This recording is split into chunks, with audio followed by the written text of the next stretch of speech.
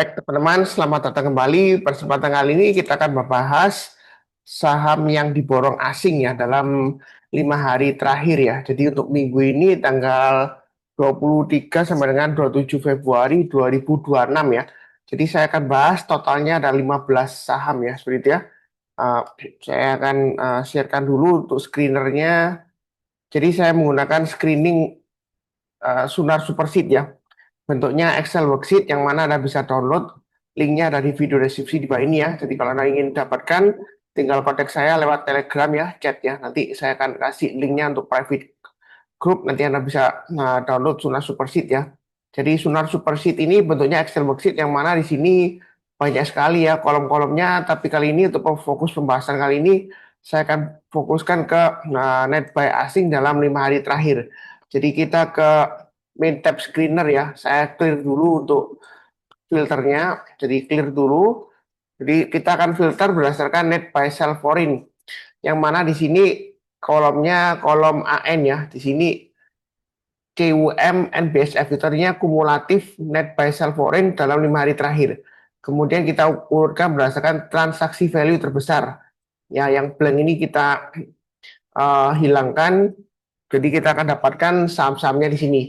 Kalau kita perhatikan Bank Mandiri paling tinggi ya net buy asing ya untuk minggu lalu ya 1,5 triliun. Kemudian disusul oleh 14 saham yang lainnya yang kita akan bahas sekitar 3,875 triliun ya seperti ya. Jadi kalau di total-total 15 saham yang saya bahas itu total net buy-nya sekitar 5,4 lah ya, 5,398 ya, 5,4 triliun. Nah, kita akan bahas saham-sahamnya grafiknya ya. Jadi hanya sekedar mengingatkan ini adalah opini saham, bukan rekomendasi saham, bukan analisa saham ya. Keputusan di tangan masing-masing, resiko di tangan masing-masing ya. Jadi saya presentasikan apa adanya sesuai dengan pengalaman saya dan pengetahuan saya ya seperti itu ya. Oke, kita mulai dengan Bank Mandiri. Kalau kita perhatikan Bank Mandiri ini sempat breakout ke atas 5175, kemudian kena resisten dia pullback ya. Nah, di sini untuk minggu ini dia akan berusaha untuk naik lagi ke atas resisten sebelumnya yang saya gambarkan 5175. Kalau menggunakan swing high di sini, maka resistennya adalah sekitar 5200 ya. Tapi saya gambarkan 5175. Jadi kalau dia dalam minggu ini dia berhasil naik ke atas 5175, yang mau buy silakan, yang sudah punya kalau mau average up tambah lagi silakan. Target price dekatnya 5300. Nah, setelah 5300 target price berikutnya di mana? 5575. Jadi garis-garis ini saya berikan sebagai acuan untuk trading range-nya, support resistennya. Kalau dia berhasil breakout lagi ke atas, ya yang mau buy lagi atau tambah lagi ya istilahnya average up, boleh aja, atau yang belum punya kalau mau buy high sell higher silakan. Selama uptrend-nya masih bagus. Tahu dari mana? MA20-nya mengarah ke atas dan harga sahamnya masih bertahan kuat di atas MA20-nya, jadi masih boleh buy. Ya memang dalam konteks ini adalah asing yang net buy, tapi saya tetap fokusnya ke trennya ya seperti itu ya. Kami cukup. Berikutnya untuk BBRI ini sudah saya bahas di 2 atau 3 video sebelumnya ya, tapi dalam konteks yang berbeda.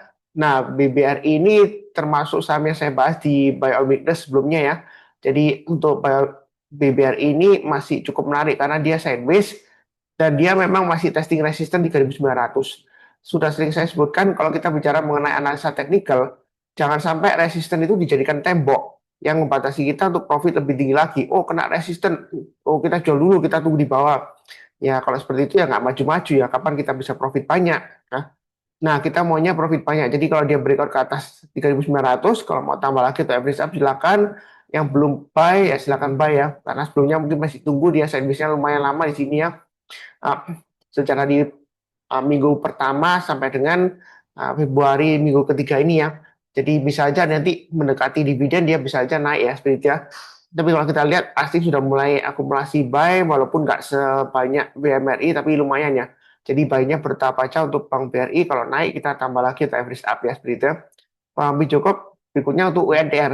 Nah, UNTR sudah saya bahas sebelumnya. Nah, ini MA20 sudah mengarah ke atas, harga sahamnya jauh di atas MA20. Jadi recovery-nya UNTR ini lumayan kuat ya. Karena sebelumnya kalau kita lihat dia turunnya itu karena pemberitaan kalau nggak salah salah satu anak usahanya itu izin tambangnya disuspend atau dicabut ya. Tapi entah kenapa asing masih akumulasi saham UNTR. Nah, di sini uptrendnya juga masih bagus. Kalau yang mau buy on weakness, Anda bisa tunggu di MA20-nya di sekitar 27.500 sampai 27.000 ya. 27.000 sampai 27.500. Jadi kalau turun jangan langsung buy, tunggu kalau dia berhasil rebound atau mantul ke atas. Atau Anda bisa tunggu di dua area di sini ya, yang saya gambar di kotaknya di 29750 atau tengah-tengahnya 28475. Jadi ada tiga area buy on weakness. Buy on weakness itu artinya kalau turun kita jangan langsung buy. Kita tunggu kalau dia berhasil rebound mantul ke atas kita barusan buy. Tapi kalau belum mantul atau belum rebound ya kita jangan buy. Nah, kalau buy on weakness kita nggak dikasih, kita buy high sell higher. Kenapa? Karena uptrendnya masih bagus. Kalau dia berhasil naik ke atasnya high-nya dari minggu lalu 30.900, Anda boleh buy atau tambah lagi sudah punya target price berikutnya 32.000. Nah, setelah 32.000 kira-kira target price berikutnya di mana? Kalau kita gambarkan ini masih ada targetnya ya.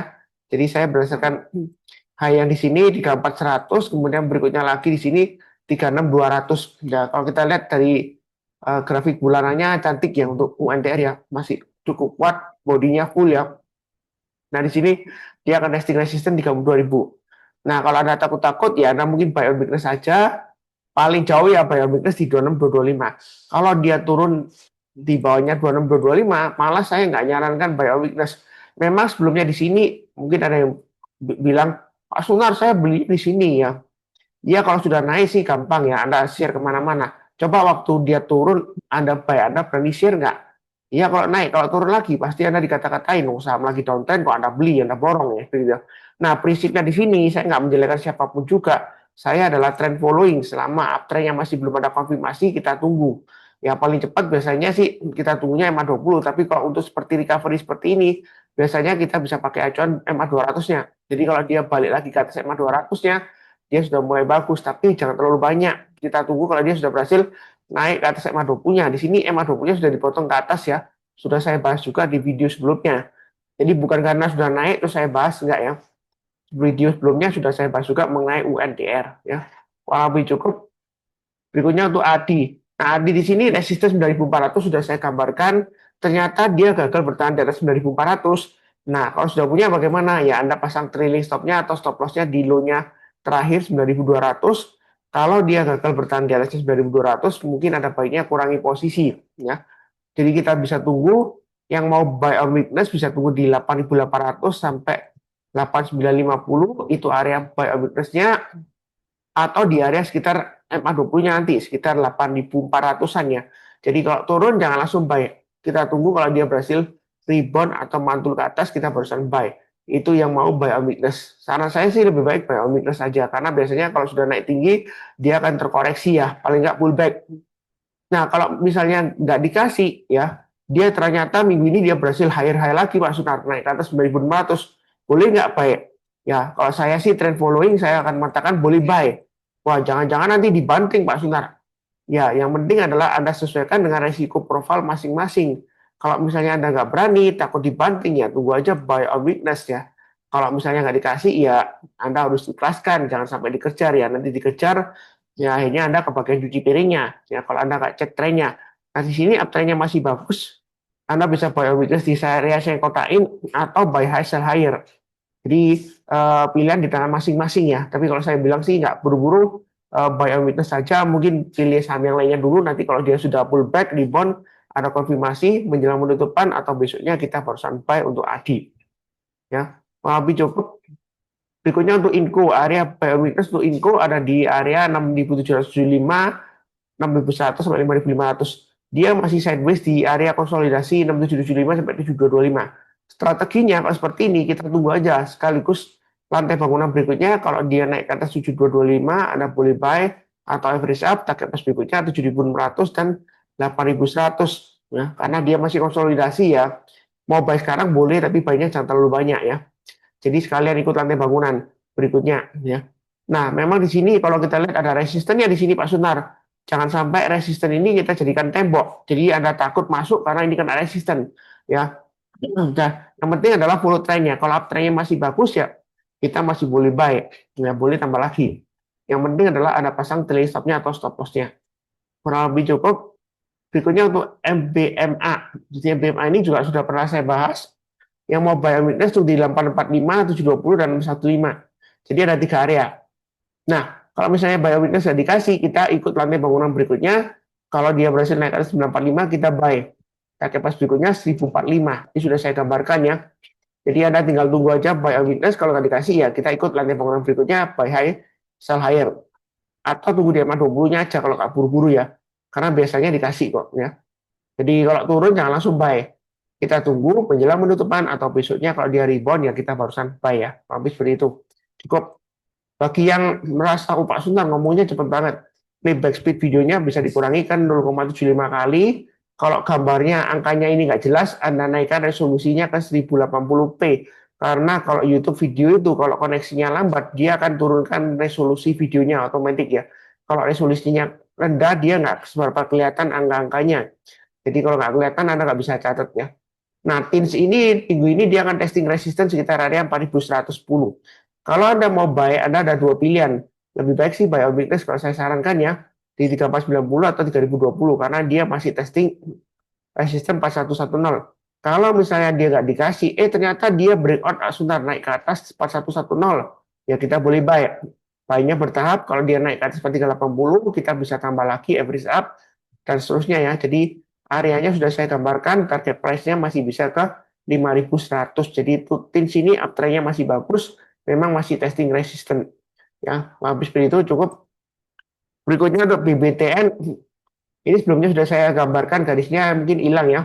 Saya lupa save mungkin ya. Nah, di sini area supportnya sekitar 1350. Dia ada resisten di sini 1400. Nah, dia kalau berhasil naik ke atas 1400, yang mau buy high sell higher boleh atau average up boleh.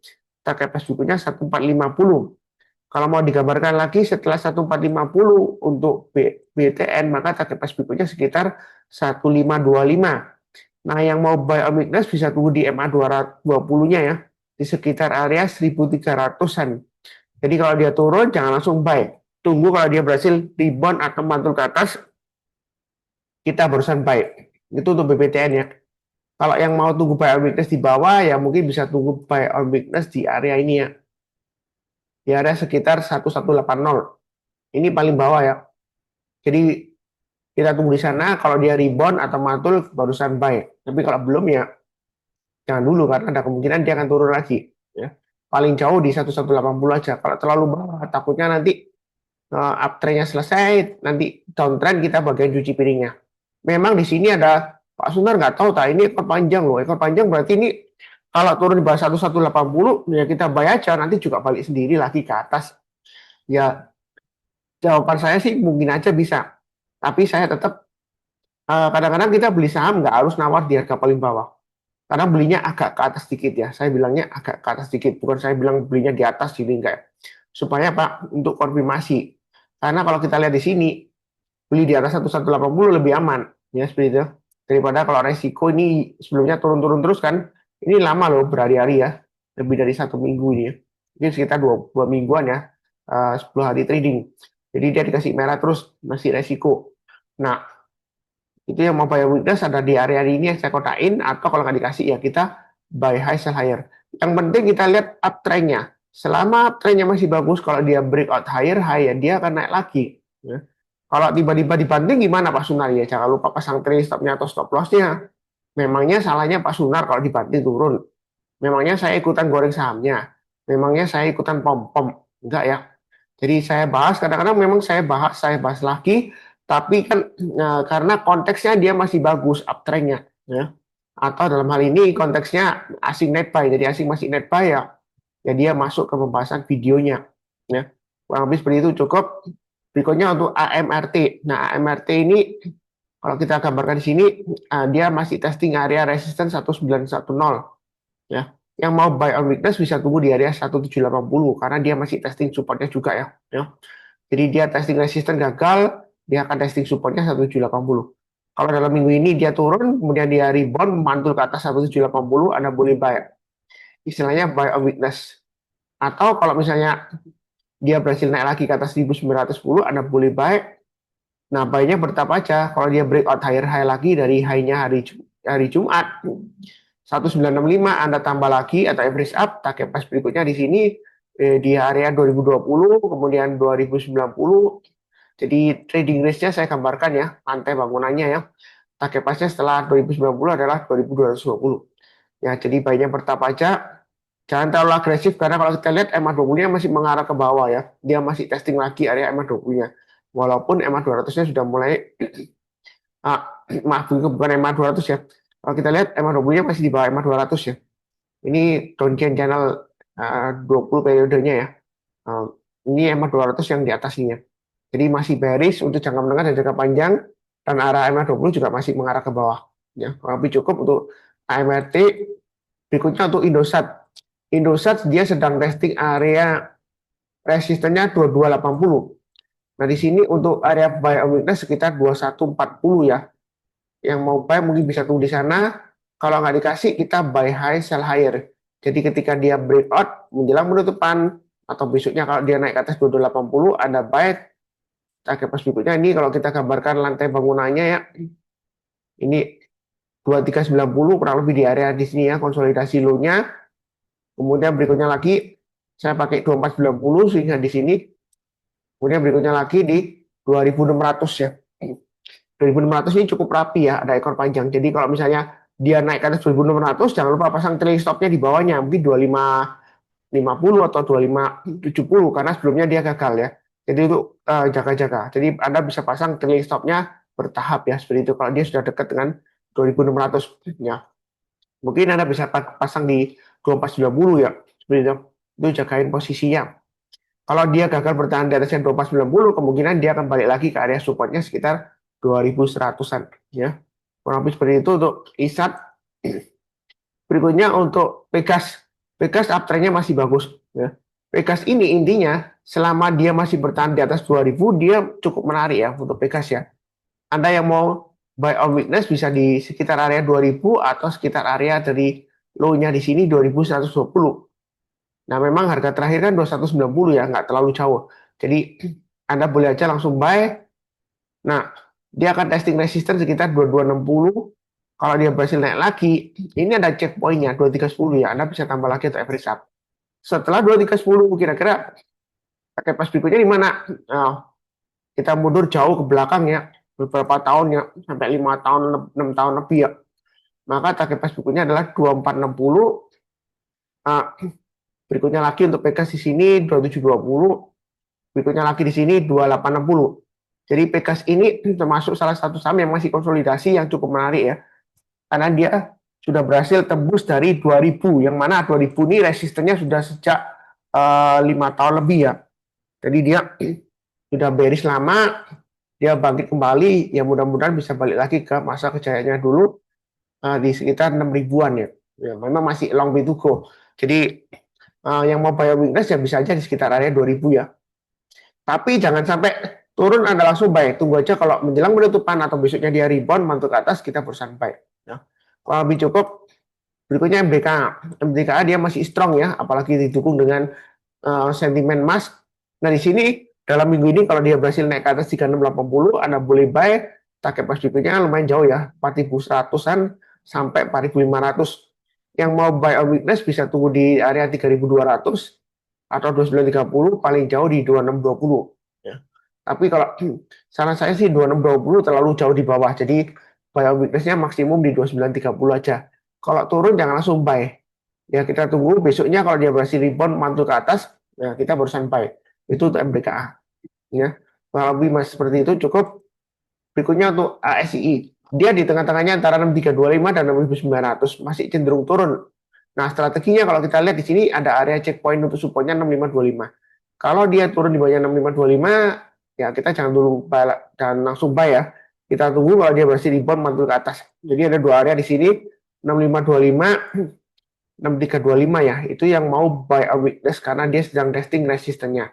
Nah, mungkin kalau mau buy, ya mungkin dia tunggu naik ke atas lagi, ke atas 6775 ya.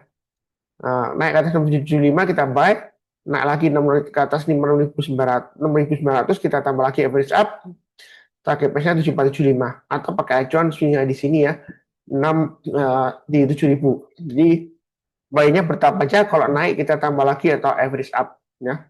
Kurang lebih cukup. Berikutnya untuk BP masih testing area resisten 240. Nah, kalau ditanya mengenai BP, Pak Sunar, kalau dia breakout ke atas 240, apakah boleh buy? Apakah nggak ketinggalan atau ketinggian? Nah, jawaban saya sih masih bisa naik lagi. Kenapa? Karena MA20-nya mengarah ke atas, harga sahamnya masih di atas MA20-nya. Kalau dia breakout naik lagi, kita masih bisa buy high, sell higher. Nah, target price berikutnya di mana? Nah, kalau kita lihat di sini, ini di high sebelumnya di sini targetnya sekitar 275. Ya ini memang resistennya cukup kuat ya. Kalau kita mundur di sini 2002, kita dia naik tinggi, dia nggak lama turun, naik tinggi nggak lama turun. Nah kalau Anda bukan tipe yang follow the trend atau yang resiko profilnya tinggi, ya lebih baik Anda tunggu buy on weekly saja di area sekitar 190, 167 atau paling jauh di 151 aja. Kalau di bawahnya 151 saya nggak nyarankan, takutnya nanti uptrendnya selesai, downtrend terus Anda kebagian cuci piringnya. Ya, tapi cukup ya. Oke, berikutnya untuk film MD Entertainment. Nah, film ini memang uh, cukup menarik ya. Dia boleh dikatakan saham gorengan, pernah disuspend terus dia turun, naik, disuspend, turun, dia berusaha naik lagi. Nah, kali ini apakah dia berhasil high lagi, kita nggak tahu. Cuman saya ingatkan untuk film ini memang fluktuatif banget ya. Volumenya bisa tiba-tiba hilang. Jadi kalau Anda nggak berani, resikonya nggak terlalu tinggi, ya lebih baik, maksud saya resiko profil Anda ya. Kalau risiko profil Anda itu nggak terlalu tinggi, Anda nggak berani ambil risiko, ya jangan. Tapi kalau Anda mau, Anda bisa buy bertahap, naik ke atas 7.700, Anda buy-nya bertahap aja. Kenapa? Karena MA20-nya masih jauh di atas dan masih mengarah ke bawah. Tapi secara jangka menengah dan jangka panjangnya, ini cukup menarik karena MA200-nya mengarah ke atas. Dan candle-nya sudah berhasil bertahan di atasnya MA200 ya. Sebelumnya dia testing, kemudian dia masih bertahan di atas MA200-nya. Jadi dia akan berusaha untuk catch up MA20-nya ya. Tapi buy-nya bertahap aja. Sesuaikan dengan risiko profil. Kalau misalnya Anda nggak berani karena dia fluktuatif ya, bisa saja disuspend terus tiba-tiba turun lagi, atau bisa saja drop ya. Jadi lebih baik pilih saham yang lainnya. Nanti jangan sampai nyalakan Pak Sunar. Kok Pak Sunar pom-pom filmnya? Gitu. Sebenarnya sih ya, pom-pom itu memang dalam konteksnya tergantung ya. Kalau kita bilang itu uptrendnya masih bagus, ya boleh buy, ya boleh aja sih. Kalau misalnya kita nggak boleh pom-pom, nggak boleh kasih opini ya. Ya kalau gitu media sosial ya nggak boleh memberitakan apapun juga mengenai saham dong. Ya. Termasuk ada media seperti Kontan, dia kasih target price ya, rekomendasi buy atau hold ya atau sell, itu kan ada di sana ya. Berarti nggak boleh dong. Ya nggak juga, karena opini itu boleh ya. Yang nggak boleh itu ada niat jahat ya. Misalnya sudah saya bahas di video sebelumnya ya. Ada investor yang kena denda karena dia pakai cara-cara yang tidak baik, pakai nomini untuk keuntungan pribadi ya. Dia mainkan harga sahamnya, dia borong dengan akun lain, kemudian dia jual dan keuntungannya balik lagi ke rekening dia. Jadi dia pinjam KTP-nya orang lain, mungkin seperti itu ya. Karena beritanya sudah sebar luas, jadi saya sudah buat videonya. Kedepannya hati-hati. Memang film ini salah satu saham yang disebut, tapi itu dulu ya. Yang sekarang apakah ada pemain baru lagi ya kita nggak tahu ya seperti itu. Yang penting adalah tergantung Anda. Anda kalau berani ya ambil aja resikonya. Kalau nggak berani ya lebih baik jangan ya. Itu opini saya. Jadi yang saya berikan adalah opini. Saya nggak beli saham film, saya nggak punya saham film. Ya. Dan juga teman saya yang dekat dengan saya, setahu saya sih juga nggak ada borong-borong film juga. Jadi murni karena ini ya konteksnya adalah asing net buy ya. Dalam 5 hari terakhir ya kebetulan film ini masuk di urutan paling akhir, urutan ke-15. Nah seperti itu. Kalau Anda takut ya pilih saham yang lainnya ya seperti itu ya, karena kan yang saya bahas banyak bukan cuma satu. Nah, seperti itu ya. Jadi kurang lebih sih cukup sekian. Jangan lupa untuk nonton video yang lainnya. Kadang-kadang memang ada beberapa saham yang sudah saya bahas di video sebelumnya, tapi nggak saya bahas lagi, tapi masih cenderung bagus ya. Jadi Anda bisa cek ulang seperti itu. Dan seperti biasanya di akhir video, izinkan saya mendoakan semuanya selalu sehat, damai dan sejahtera selalu. Amin. Terima kasih banyak. Tetap semangat.